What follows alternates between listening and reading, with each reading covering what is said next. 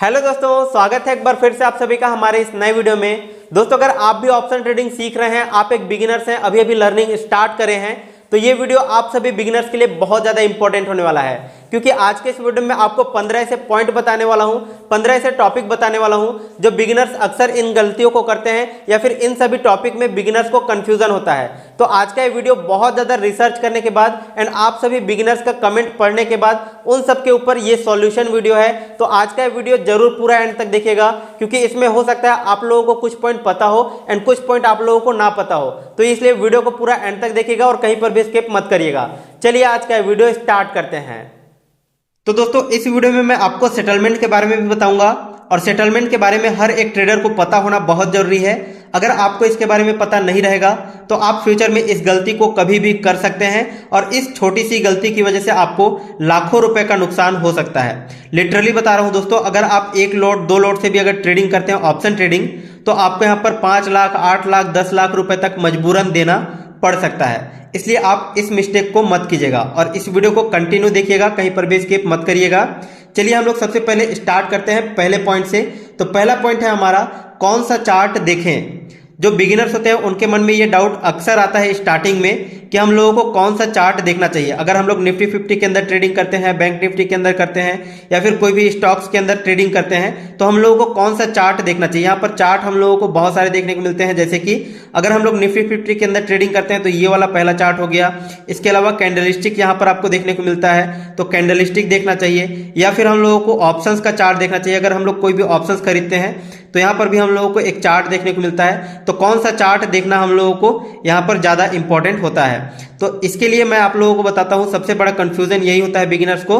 तो आप लोगों को कौन सा चार्ट देखना चाहिए, पेरेंट चार्ट देखना चाहिए। पेरेंट चार्ट किसको बोलते हैं, जिसमें आप ट्रेडिंग करते हैं उसका मेन वाला चार्ट। जैसे अगर हम लोग निफ्टी 50 के अंदर करते हैं तो निफ्टी 50 का आप ये वाला चार्ट देख सकते हैं। जैसे यहाँ पर आप कैंडलस्टिक में देखेंगे ना, तो इसमें आपको सारा डिटेल दिखाई देगा कि प्राइस हर 1 मिनट में, हर 5 मिनट में कहां से ओपन हो रहा है, कहां पर क्लोज हो रहा है, कितना हाई बना रहा है, कितना लो बना रहा है। तो यहां से आप लोगों को एनालाइज करना है। इसी वाले कैंडलस्टिक के ऊपर आपको क्या करना है, सपोर्ट एंड रेजिस्टेंस ड्रॉ करना है। जो भी आप एनालिसिस करते हैं वो सारी चीजें आप यहां पर इस कैंडलस्टिक वाले चार्ट के अंदर कर सकते हैं। इसके अलावा यहाँ पर आपको ये भी ऑप्शंस मिलता है, तो इसमें भी आपको एक आइडिया मिल जाता है कि मार्केट अभी कहाँ पहुंचा है, मार्केट बेयरिश हुआ है या फिर बुलिश है। तो यहाँ से भी आपको एक अंदाजा मिल जाता है। बट आप अगर इस वाले चार्ट को एनालाइज करेंगे तो ज्यादा बेटर आपको अच्छा रिजल्ट देखने को मिल सकता है। वहीं अगर आप बैंक निफ्टी के अंदर करते हैं तो इसमें भी आपको वही सारे चार्ट देखने को मिलते हैं। तो अगर आप बैंक निफ्टी के अंदर ट्रेडिंग करते हैं तो आप इस चार्ट को देख करके एनालाइज कर सकते हैं। अगर आप किसी पर्टिकुलर स्टॉक्स के अंदर करते हैं ट्रेडिंग, तो स्टॉक्स के अंदर भी आपको यहाँ पर चार्ट देखने को मिलता है।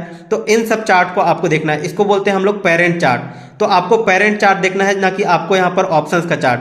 अगर आप यहाँ पर ऑप्शंस का चार्ट देखेंगे तो आपको यहाँ पर कोई भी रिजल्ट देखने को नहीं मिलेगा, क्योंकि यहाँ पर सिर्फ आपको प्राइस का मूवमेंट बताता है। यानी कि मॉर्निंग में इतना प्राइस था, अभी यहाँ पर इतना प्राइस हो गया है इस पर्टिकुलर एक कॉन्ट्रैक्ट का। तो आपको ये वाला चार्ट नहीं देखना है, ऑप्शंस का चार्ट नहीं देखना है, आपको पेरेंट चार्ट देखना है। आई होप आपको पहला पॉइंट क्लियर हो गया होगा। चलिए अब हम लोग दूसरे पॉइंट की बात करते हैं। चार्ट में आपको कलर देख करके ट्रेडिंग नहीं करना है।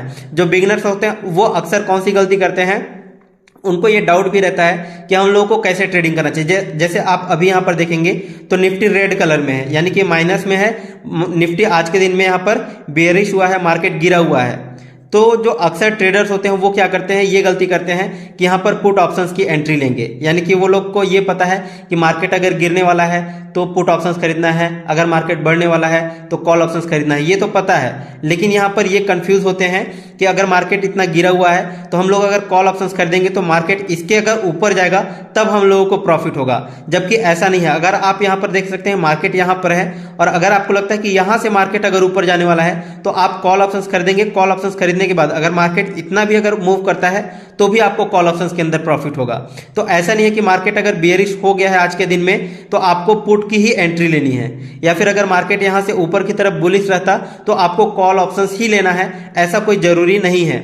आप वहां पर पुट ऑप्शंस की एंट्री भी ले सकते हैं अगर आपको ऐसा लगता है कि मार्केट जहां पर है वहां से अगर गिरने वाला है तब के केस में। तो आई होप आपको ये दूसरा पॉइंट भी समझ में आ गया होगा, आपको कैसे एंट्री लेना है। अगर आपको यहाँ पर लगता है कि मार्केट यहाँ से ऊपर जाएगा तो आपको यहाँ पर कॉल की एंट्री लेनी है। अगर आपको लगता है कि यहाँ से मार्केट नीचे गिरने वाला है तो आपको यहाँ पर पुट की एंट्री लेनी है। बिगिनर्स को अक्सर ये गलती होता रहता है एंड उनको ये कंफ्यूजन होता है, तो इसलिए मैंने आप लोगों को समझा कि ये टॉपिक को भी यहाँ पर कवर करना बहुत जरूरी है।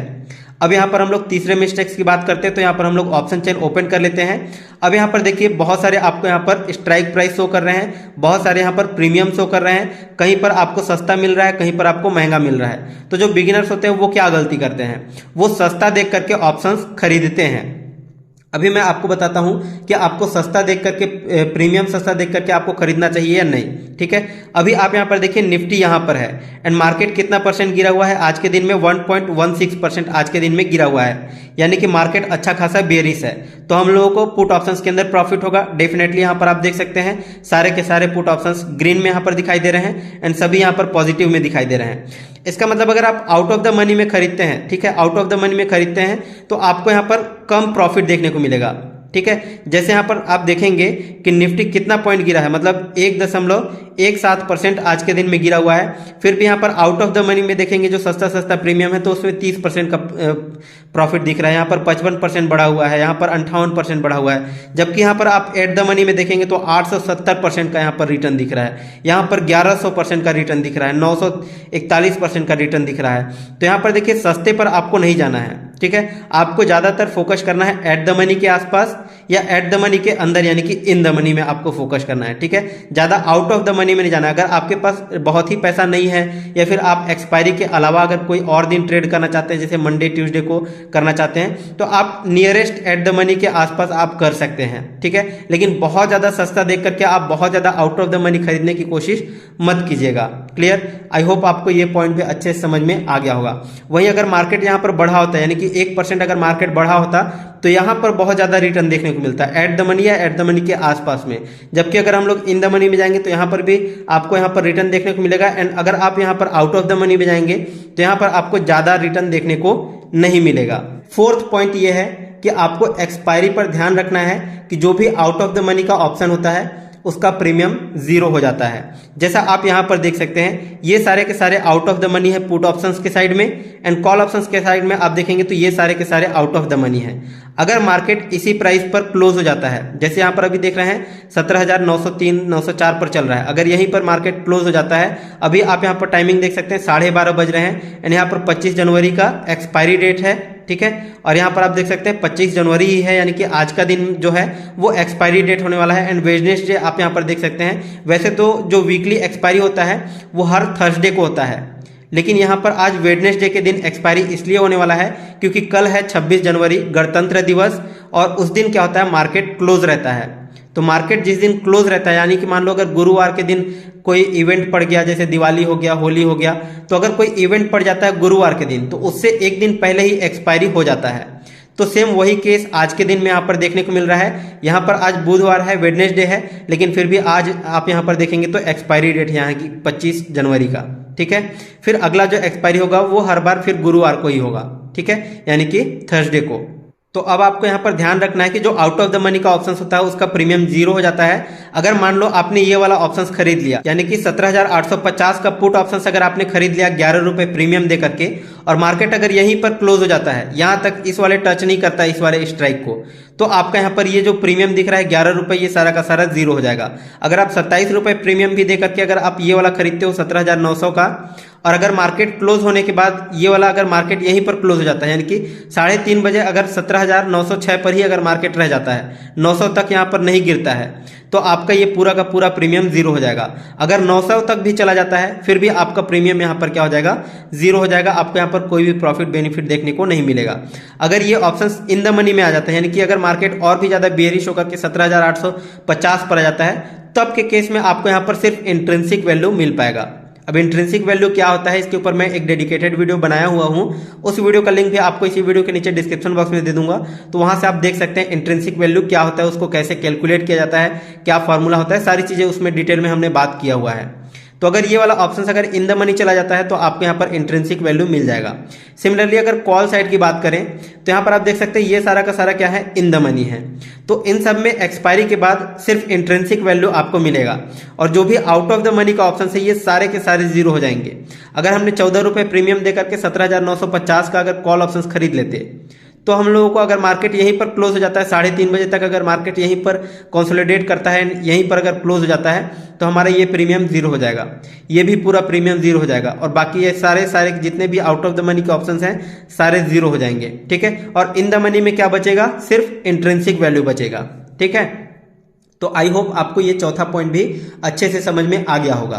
अब यहाँ पर देखिए पांचवा कंफ्यूजन क्या होता है बिगिनर्स के मन में, अगर हमने कोई भी ऑप्शंस खरीदा हुआ है तो क्या मार्केट अगर उस स्ट्राइक को हिट करेगा तभी हम लोगों को प्रॉफिट होगा, अगर उससे नीचे रहेगा तो हम लोगों को प्रॉफिट नहीं होगा, ये कंफ्यूजन होता है। अगर मान लो यहाँ पर 17,800 का हमने पुट ऑप्शंस खरीदा हुआ है तो क्या मार्केट 895 से गिर करके 800 तक टच करेगा तभी हम लोगों को इस ऑप्शंस के अंदर प्रॉफिट होगा या फिर उससे पहले भी प्रॉफिट हो सकता है। तो देखिए दोस्तों ये मूवमेंट के ऊपर डिपेंड करता है। देखिए अगर मार्केट यहाँ पर 895 से अगर 850 तक गिर जाता है ना, फिर भी हम लोगों को इस ऑप्शंस के अंदर प्रॉफिट होगा, इस ऑप्शंस के अंदर भी प्रॉफिट होगा।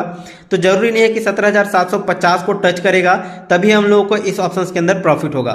ठीक है, वैसे ही अगर यहाँ पर कॉल साइड में देखें तो अगर हम लोग ये वाला ऑप्शंस खरीद लेते हैं 18,000 का, 17,950 का, तो हमारा ये वाला जो मार्केट का जो प्राइस है वो अगर इस स्ट्राइक को हिट नहीं करता है तो भी हम लोगों को प्रॉफिट हो सकता है। ठीक है, वो डिपेंड करता है कि मार्केट किस स्पीड से मूव कर रहा है।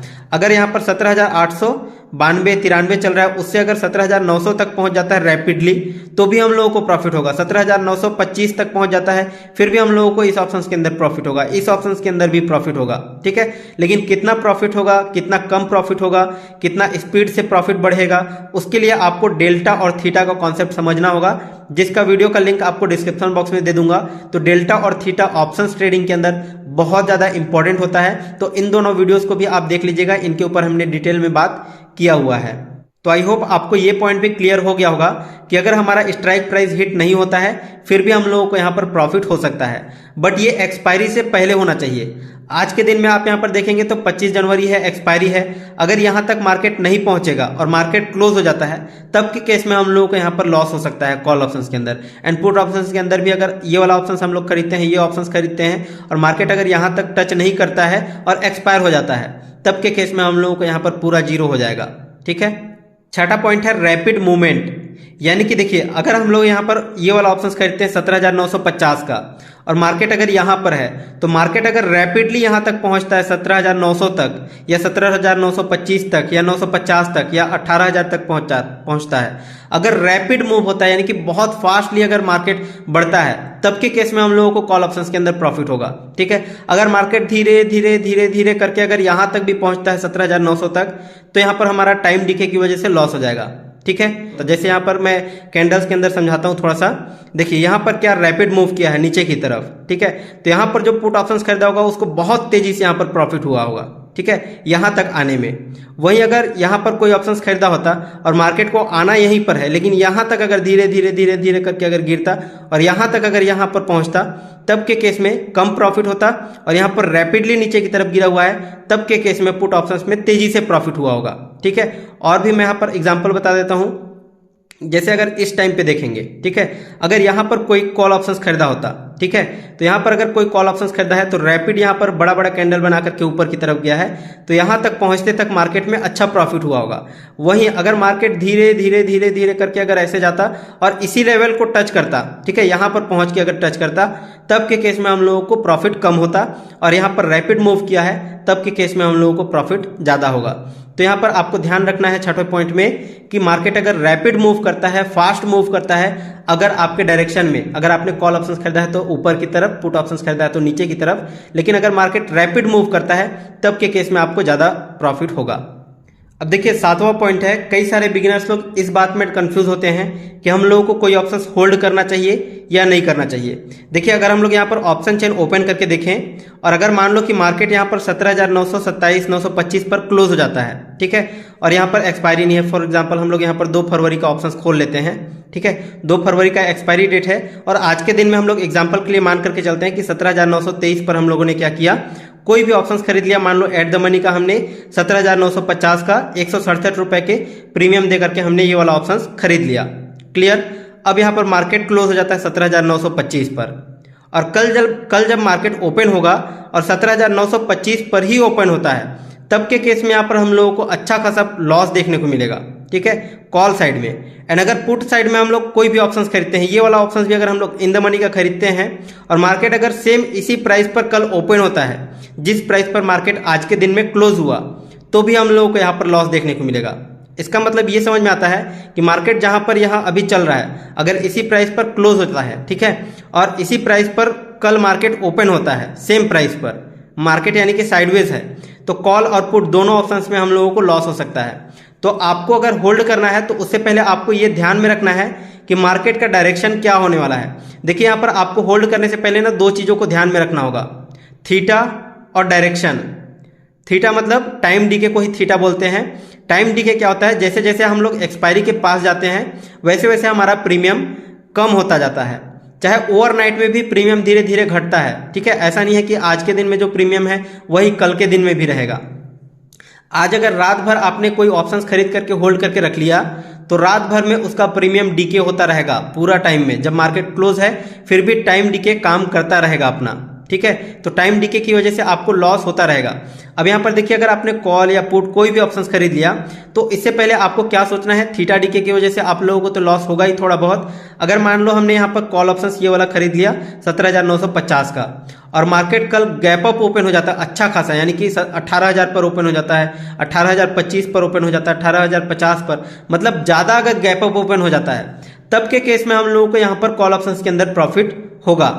वहीं अगर हम लोग पुट ऑप्शंस खरीद लेते हैं, कोई भी put options, in the money, at the money, कोई भी, अगर मार्केट साइडवेज ओपन होता है तो लॉस होगा।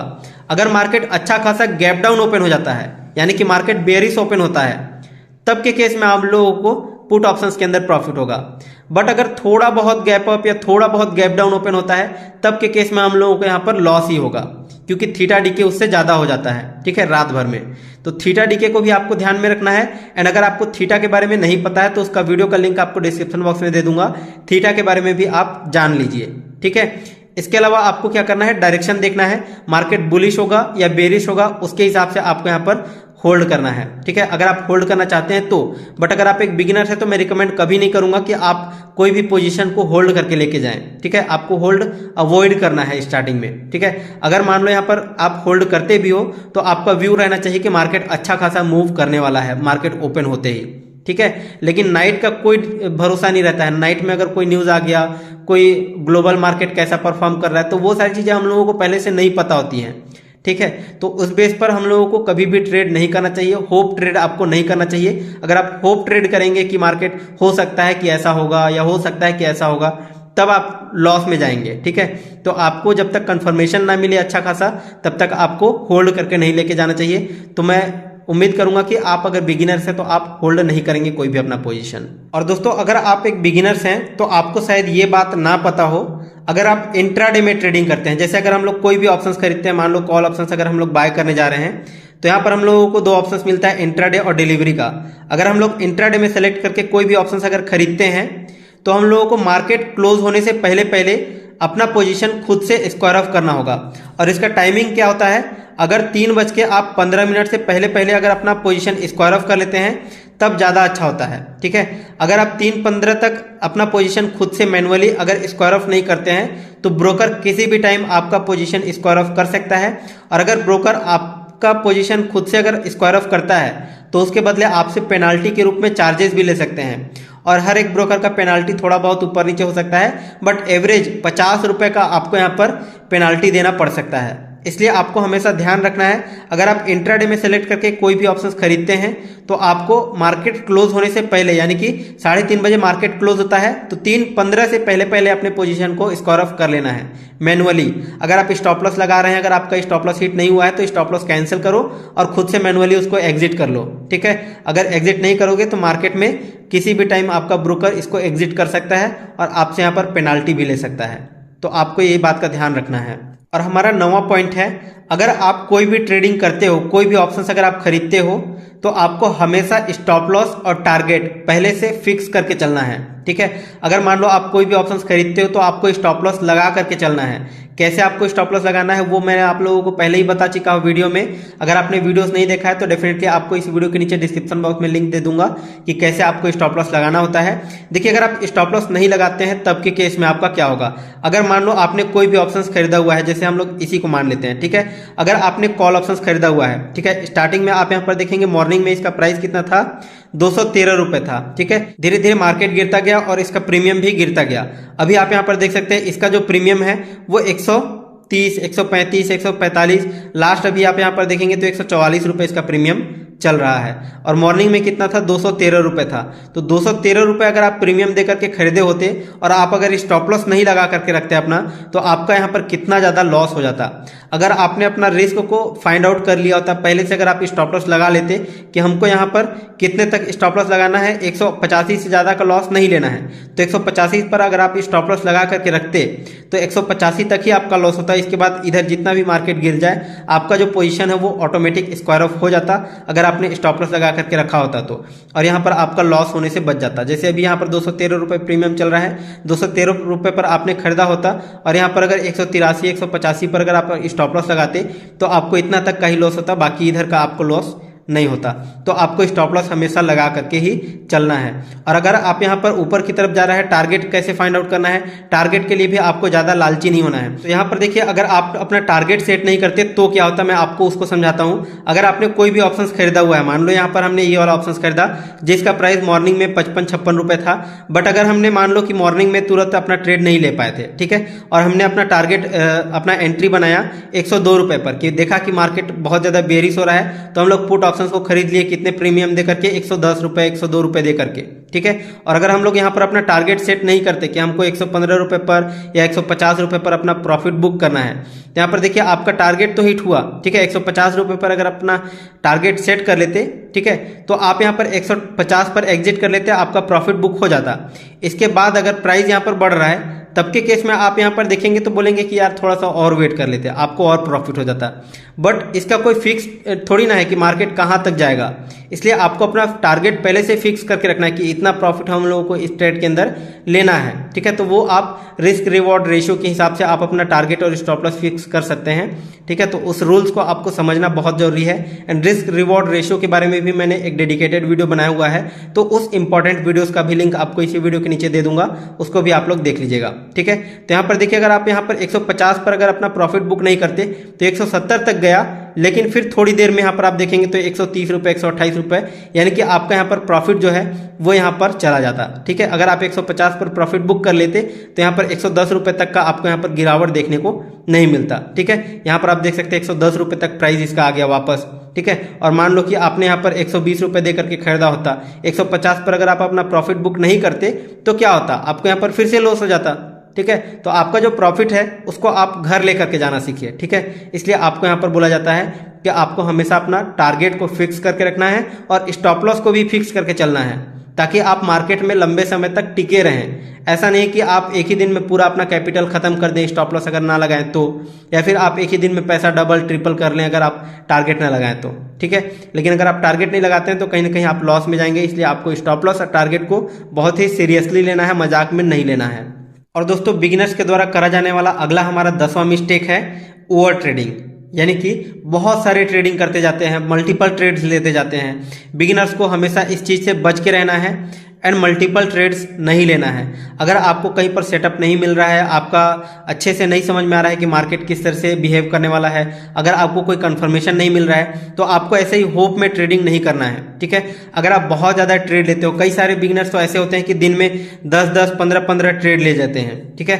10-15 अगर आप डेली ट्रेड करोगे ना तो आपको यहाँ पर ब्रोकरेज भी चार्ज देना पड़ेगा। फॉर एग्जाम्पल हम लोग मान करके चलते हैं कि एक बिगिनर 10 ट्रेड लेता है एक दिन में, ठीक है, और एक ट्रेड को कंप्लीट करने में, यानी कि अगर आप एक बार बाय करते हैं तब 20 रुपए देना पड़ेगा, सेल करते हैं तब 20 रुपए देना पड़ेगा ब्रोकरेज चार्ज, प्लस गवर्नमेंट का चार्ज 10 रुपए के आसपास, 10-12 रुपए लगता है। तो अगर आप एक ट्रेड करते हैं तो आपको कम से कम 50 रुपए देना पड़ता है, ठीक है। और अगर आप 10 ट्रेड करोगे ना तो आपका 500 रुपए तो ऐसे ही ब्रोकरेज के रूप में चला जाएगा। तो आप यहां से प्रॉफिट क्या करोगे? अगर आपको यहां पर लॉस हो रहा है तो लॉस के केसेस में आपका यहाँ पर ये लॉस और भी बढ़ा देगा, यानी कि अगर आपको 2000-4000 का लॉस हो रहा है, साथ में आपके यहाँ पर ब्रोकरेज भी जा रहा है, आपको प्रॉफिट होगा चाहे लॉस होगा, दोनों केस में आपको ब्रोकरेज देना पड़ेगा, ठीक है। तो आपको यहाँ पर ब्रोकरेज को भी ध्यान में रखना है, इसलिए आपको यहाँ पर ओवर ट्रेडिंग, रेवेंज ट्रेडिंग आपको नहीं करना है। बार बार आपको मल्टीपल ट्रेड्स नहीं लेना है, इसको अवॉइड करना है। जब आपको सेटअप मिले तब आपको ट्रेड करना है, ठीक है। कोई भी ट्रेड ऐसे ही फ्री में नहीं होता। अगर आपको यहाँ पर बस चल रहा है रोड में, तो आप ऐसे ही बस पर नहीं बैठ जाते हो। अगर आपको कुछ जरूरत रहता है, कुछ काम रहता है, तभी आप कहीं जाने के लिए पैसे दे करके बस पे बैठते हो, ठीक है। आप ब्रोकरेज देते हो यहाँ पर जैसे ना, उसी तरह से आप बस में टिकट कटाने के लिए पैसे देते हो। ऐसे ही नहीं है कि आप कहीं भी मन कर रहा है घूम रहे हो, इधर जा रहे हो उधर जा रहे हो, बस में चढ़ रहे हो, इस बस में उस बस में, ऐसे ही थोड़ी ना कोई बैठाएगा। आपको वहाँ पर पैसा देना पड़ता है, टिकट कटाना पड़ता है। सेम यहाँ पर भी आपको ब्रोकरेज चार्ज देना पड़ता है, तब आपका ट्रेडिंग होता है। तो आपको ओवर ट्रेडिंग से बचना है, ठीक है। ओवर ट्रेडिंग अगर आप करेंगे तो ब्रोकरेज में ही आप देखेंगे मल्टीपल टाइम अगर आप ब्रोकरेज पे करेंगे, बहुत ज़्यादा ब्रोकरेज डेली पे करेंगे, तो 500 रुपये अगर आप डेली ट्रेड करते हैं और 20 दिन ट्रेडिंग सेशन होता है, ठीक है, महीने में कम से कम हम लोग मान करके चलते हैं, तो अगर 500 रुपये आप देते हो ना, तो आपका 10,000 रुपये तो ऐसे ही चला जाता है ब्रोकरेज के रूप में, ठीक है। तो आपको इससे बच करके रहना है, ठीक है। अगर आप लॉन्ग टाइम में देखेंगे तो आपका साल भर में बहुत ज़्यादा ब्रोकरेज चला जाता है। तो आपको ब्रोकरेज को भी सीरियसली लेकर के चलना है। एंड अगर आप कोई भी ऑप्शंस खरीदते हो, मान लो ये वाला ऑप्शन हमने खरीदा, ठीक है, फिर से अगर इसी ऑप्शंस को खरीद रहे हैं, मतलब अपने क्वांटिटी को बढ़ा रहे हैं, ठीक है। अगर आपको प्रॉफिट हो रहा है और आप और क्वांटिटी बढ़ा रहे हैं, या फिर लॉस हो रहा है उसको आप एवरेज करने के लिए और क्वांटिटी बढ़ा रहे हैं, और क्वांटिटी बढ़ा रहे हैं, तो ऐसे केस में भी आपको पर ट्रांजेक्शन पर 20 रुपये देना पड़ रहा है, ठीक है। अगर आपने इसको एक बार खरीदा तो 20 रुपये आप दिए, ठीक है, फिर एक बार खरीदे फिर 20 रुपये दिए, फिर आप एक बार खरीदे फिर 20 रुपये दिए। चाहे आप क्वांटिटी कितना भी कर लो, उससे फर्क नहीं पड़ता, ठीक है। आप 1 लॉट खरीदो, 2 लॉट खरीदो, 50 लॉट खरीदो, 100 लॉट खरीदो, कोई मतलब नहीं है। आपको एक बार ट्रांजेक्शन किए तो 20 रुपये देना पड़ेगा, ठीक है। आप 5 लॉट खरीद रहे हो तो भी आपको 20 रुपये देना पड़ेगा, तो 20 रुपये आप दिए। फिर से अगर आप 1 लॉट खरीद रहे हो तो फिर से आपको 20 रुपये देना पड़ेगा। आप अगर 5 बार खरीद रहे हो, ठीक है, तो आप 5 बार 20-20 रुपये पे करोगे, यानी कि 100 रुपीज़ हो गए। और अगर आप सभी शेयर को एक साथ अगर सेल कर दोगे, ठीक है, यानी कि 5 बार आपने खरीदा और 5 बार के जितने भी आपने खरीद करके रखा हुआ है, जितने भी लॉट हैं, सारे को अगर आप एक साथ निकाल दोगे, एक साथ अगर एग्जिट कर दोगे, तो भी आपको 20 रुपये ही देना पड़ेगा, ठीक है। ऐसा नहीं कि आपको इतना ही फिर से पे करना पड़ेगा 100 रुपीज़। 20 रुपये में आप सारे क्वांटिटी को एग्जिट कर सकते हैं, ठीक है। तो ये चीज़ बिगिनर्स को कंफ्यूज करता है, एंड बिगिनर्स इस बात को लेकर के कंफ्यूज होते हैं कि मेरा प्रॉफिट हुआ था फिर भी हम लोगों को लॉस क्यों हो रहा है। तो इसी वजह से लॉस दिखाई देता है। आप यहाँ पर देखो 5-6 बार, 8 बार, 10 बार अगर ट्रेड कर लेते हो एक ही ऑप्शंस के अंदर, ठीक है, आपने बाय किया, फिर क्वांटिटी बढ़ाया, फिर क्वांटिटी बढ़ाया, आपने बहुत बार बाय कर लिया, अब आपको 20-20 रुपये हर बार का ब्रोकरेज चार्ज भी देना पड़ रहा है। तो आप बोलोगे कि यहाँ पर 200 रुपये, 100 रुपये का हमको प्रॉफिट हो रहा है, वो हमको क्यों नहीं मिला वॉलेट में? तो वो इसी वजह से नहीं मिला, पूरा ब्रोकरेज में कट गया आपका, ठीक है। तो जिनका 40 रुपये से ज़्यादा अगर एक ट्रेड के अंदर पैसे कट रहे हैं, तो उसके पीछे एक रीज़न भी होता है कि आप बार बार यहाँ पर ट्रेडिंग किए होंगे, ठीक है, इस वजह से आपका यहाँ पर ज़्यादा पैसा कट रहा है। अगला जो मिस्टेक है, जो बिगिनर्स इस फ्रॉड में फंस जाते हैं, टेलीग्राम ग्रुप ज्वाइन करते हैं, व्हाट्सएप ग्रुप ज्वाइन करते हैं, टिप्स मांगते हैं, या इन सब के फ्रॉड में आपको नहीं फंसना है। बिगिनर्स अक्सर इन सब फ्रॉड में फंसते हैं। एंड मेरे भी वीडियोस के नीचे बहुत सारे कमेंट करते हैं, फेक आईडी बना करके, मेरा डीपी लगा करके, मेरा प्रोफाइल फोटो लगा करके आपको रिप्लाई करेंगे, आपको अपना नंबर देंगे, ग्रुप ज्वाइन करने के लिए बोलेंगे। उन सब में आपको नहीं करना है, ठीक है। मैं आपको कोई भी ग्रुप वगैरह में ज्वाइन नहीं करता हूँ, कोई भी व्हाट्सअप नंबर वगैरह शेयर नहीं करता हूँ। तो आपको अगर कमेंट सेक्शन में वगैरह में अगर देखने को मिलता है कि ये टेलीग्राम ज्वाइन करो, वो करो, यहाँ प्रॉफिट मिलता है, उन सब के चक्कर में आपको नहीं फंसना है। अगर आप एक बिगिनर्स है ना, यहाँ पर आपको फंसाया जाता है और आपसे पैसा लिया जाता है और आपको बोला जाएगा कि हम आपको टिप्स देंगे, हम आपको कॉल्स देंगे। ऐसा कुछ भी नहीं होता। आप अगर लर्निंग करके ट्रेडिंग करेंगे तो आप अपने से पैसा कमा सकते हैं, अपने से प्रॉफिट कमा सकते हैं, ठीक है। किसी को शेयर करने की जरूरत नहीं है, किसी दूसरे के कहने पर आपको ट्रेड लेने की जरूरत नहीं है। बाकी आपकी मर्जी, अगर आपको टेलीग्राम ज्वाइन करना है तो आप, वो आपकी मर्जी है, ठीक है। लेकिन मैं यहाँ पर रिकमेंड नहीं करता हूँ कि आप किसी का टेलीग्राम ग्रुप ज्वाइन करो जहाँ पर आपको टिप्स मिल रहा है, कॉल्स मिल रहा है, तो उन सबको आपको अवॉइड करना है। हाँ, अगर आपको एजुकेशनल चैनल मिल रहा है, एजुकेशनल टेलीग्राम मिल रहा है जहाँ पर आपको लेवल्स मिल रहे हैं, जहाँ पर आपको समझाया जा रहा है, बताया जा रहा है, कुछ सीखने को मिल रहा है, तो डेफिनेटली आप उन सबको कर सकते हैं। जैसे हमारा चैनल है तो वहाँ पर टेलीग्राम पर अगर आप ज्वाइन करेंगे तो वहाँ पर आपको इंपॉर्टेंट वीडियोज़ के लिंक मिलेंगे, ठीक है, जिसमें आपको लर्निंग मिलेगा, आपको कुछ इंपॉर्टेंट पॉइंट मिलेगा। अगर कोई इवेंट आ रहा है तो उन सब के बारे में अपडेट करा जाएगा। तो वो लर्निंग पर्पज से है, आपको कॉल्स एंड टिप्स के पीछे आपको नहीं भागना चाहिए। और हमारा जो 12वां मिस्टेक है वो ये है कि बहुत सारे बिगिनर्स को कई लोग आकर के ये बोलते हैं कि ऑप्शन बाइंग के अंदर पैसा नहीं बनता, ऑप्शन सेलिंग करो, ऑप्शन सेलिंग के अंदर पैसा बनता है। देखिए, अगर आप एक बिगिनर्स है ना, तो आपको ऑप्शन बाइंग से ही स्टार्ट करनी चाहिए, क्योंकि ऑप्शन बाइंग में कैपिटल कम लगता है। एंड हाँ, ये चीज़ मानता हूँ कि बहुत कम चांसेस रहते हैं कि आप यहाँ पर प्रॉफिट कमा सके एंड हाई चांसेस रहते हैं कि ऑप्शन सेलिंग के अंदर आप पैसा बना पाएंगे। लेकिन ऑप्शन सेलिंग के अंदर आपको लाखों रुपए के इन्वेस्टमेंट करने पड़ते हैं। आपको एक एक ट्रेड करने के लिए एक एक लॉट आप यहाँ पर अगर सेल करना चाहते हैं तो आपको लाख रुपए 2 लाख रुपए देना पड़ता है। तो यहाँ पर बहुत ज़्यादा कैपिटल का रिक्वायरमेंट होता है। डेफिनेटली आप ऑप्शन सेलिंग में पैसा कमा सकते हैं, ऐसा नहीं बोल रहा हूँ कि पैसा नहीं बनता है। पैसा ऑप्शन सेलिंग में ज़्यादा बनता है बाइंग से, बट वहाँ पर आपको कैपिटल ज़्यादा देना पड़ता है और साथ ही साथ अगर आपको नॉलेज नहीं है तो फिर तो आप पैसा गंवाएंगे, चाहे ऑप्शन सेलिंग हो चाहे बाइंग हो।